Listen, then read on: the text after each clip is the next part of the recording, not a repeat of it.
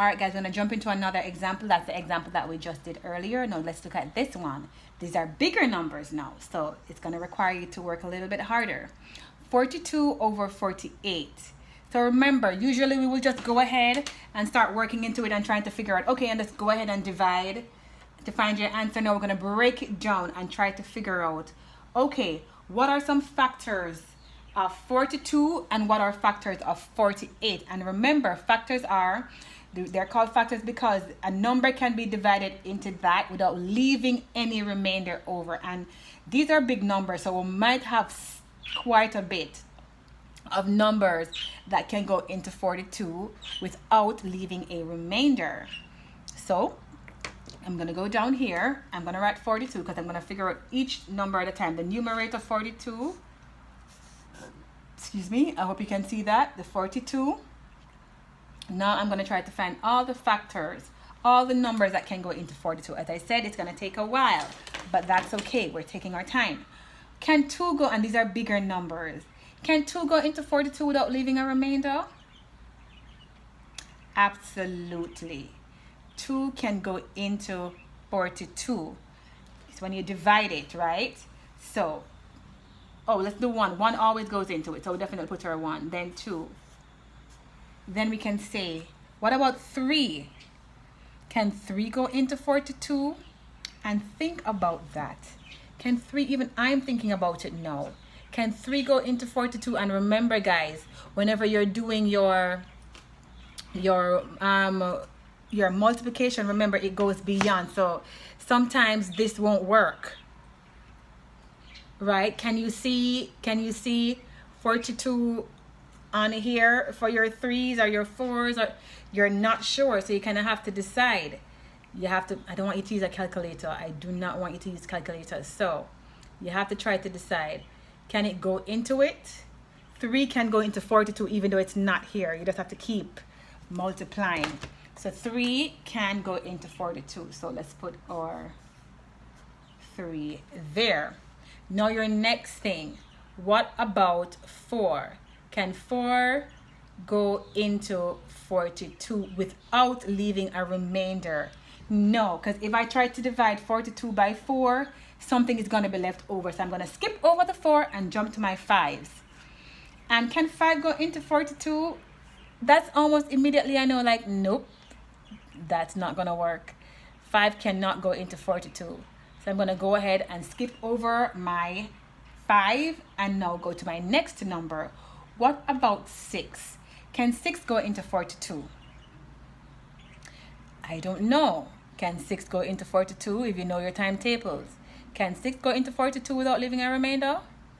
It can. 6 can go into 42. I'm just going to go a few more and then see if it works. What about 42?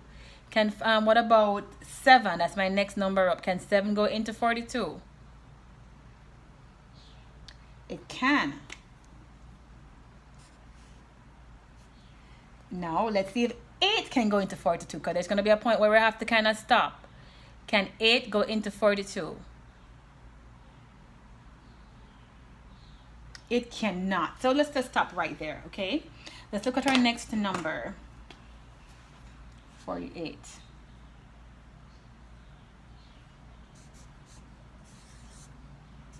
We're trying to find the factors. So all of these are factors of 42. That means you can divide, 42 can be divided by any of these numbers without leaving a remainder. Okay? Let's move on quickly. 48. Can 1 go into 48? Absolutely. What about 2? 2 can go into 48 without leaving a remainder. You have to check it. No, check it. Can 3 go into 48 without leaving a remainder? Yes or no?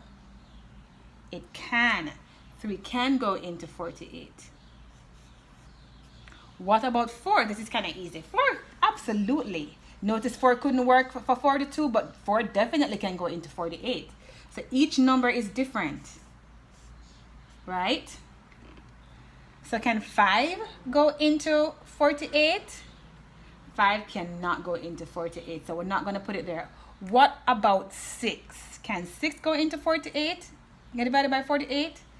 Yes, 6 can. Let's see, can 7 go into 48? That's another question you need to ask to see if you need to go any further. Can 7 go into 48? It cannot, because our remainder is going to be left over. So we cannot go any further. We have to stop right here.